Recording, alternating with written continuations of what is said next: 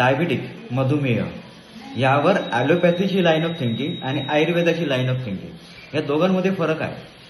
म्हणून ॲलोपॅथीवाले जर म्हणत असतील की यावर फायनल असं काही सोल्युशन नाही आहे, तर आयुर्वेदामध्ये पण असंच म्हटलं जाईल असं काही नाही.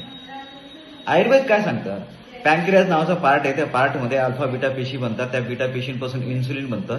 इन्सुलिन बनण्याची जी काही प्रक्रिया आहे ती कमी झालेली आहे, त्यामुळे सदर व्यक्तीची शरीरामध्ये साखर वाढणं वगैरे वगैरे वगैरे सिम्पटम्स येतात.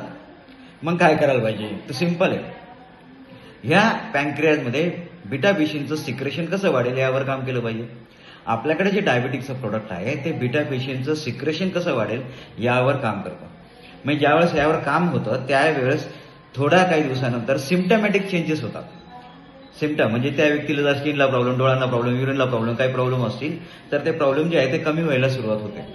कमी व्हायला सुरुवात झाल्यानंतर 2-2.5 महिन्यानंतर साखरेची जी लेवल आहे ती मेंटेन व्हायला सुरुवात होते आणि काही दिवसानंतर साखर जी आहे ते नॉर्मल होते. इन्सुलिनचं सिक्रेशन जे आहे ते प्रॉपर व्हायला लागतात. त्यावेळेस आपण म्हणू शकतो की आपण डायबिटिक फ्री झालो. माणूस डायबिटिक फ्री होतो. याचं माझ्याकडे 30,000+ लोकांचं उदाहरण आहे. आपलं डायबिटिकचं जे प्रोडक्ट आहे ते प्रॉपर पॅनक्रियाजच्या इन्सुलिन सिक्रेशनवर काम करतं, डायबिटिकच्या सिम्पटम्सवर काम करतं. शुगर लेवल 100% नॉर्मल होते. एकदा तुम्ही 6 महिन्याचा कोर्स करून बघा. धन्यवाद.